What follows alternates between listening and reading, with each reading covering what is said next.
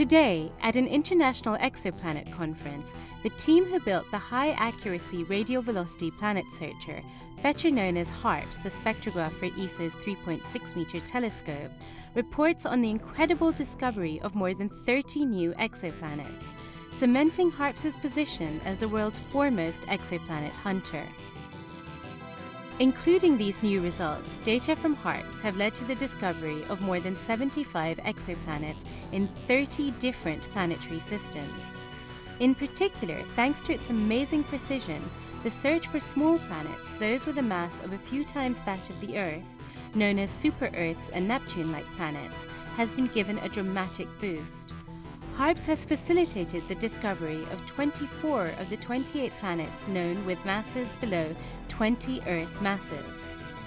As with the previously detected super-Earths, most of the new low-mass candidates reside in multi-planet systems with up to 5 planets per system. In 1999, ESO launched a call for opportunities to build a high-resolution, extremely precise spectrograph for the ESO 3.6-meter telescope at La Silla, Chile. Michel Mayor from the Geneva Observatory led a consortium to build HARPS, which was installed in 2003, and was soon able to measure the back and forward motions of stars by detecting small changes in a star's radial velocity, as small as 3.5 kilometers per hour, or a steady walking pace. Such a precision is crucial for the discovery of exoplanets. The radial velocity method, which detects small changes in the radial velocity of a star as it wobbles slightly under the gentle gravitational pull from an unseen exoplanet, has been the most prolific method in the search for exoplanets.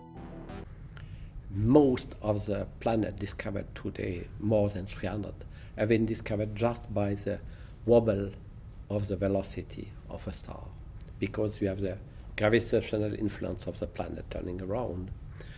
And evidently, less massive is the planet, more is difficult to detect it. So HARPS is absolutely a fascinating spectrograph with an extreme sensitivity. It's a vacuum spectrometer with extreme stability on the long term. So at the present time, most of the low-mass planets have been discovered by this instrument at La Silla in Chile. In return for building the instrument, the HARPS consortium was granted 100 observing nights per year during a 5-year period to carry out one of the most ambitious, systematic searches for exoplanets so far implemented worldwide, by repeatedly measuring the radial velocities of hundreds of stars that may harbor planetary systems. The program soon proved very successful.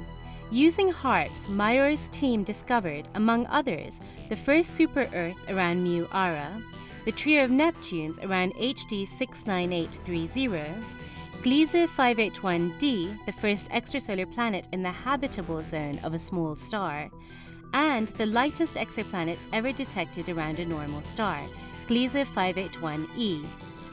More recently, they found a potentially lava-covered world, with density similar to that of the Earth's. These observations have given astronomers a great insight into the diversity of planetary systems and help us understand how they can form. The HARPS consortium was very careful in their selection of targets, with several sub-programs aimed at looking for planets around solar-like stars, low-mass dwarf stars, or stars with a lower metal content than the Sun. Although it was thought that giant planets couldn't form around low-mass stars, the HARPS team has found several of them. The number of exoplanets known around low-mass stars, so-called M-dwarfs, has also dramatically increased, including new super-Earth candidates.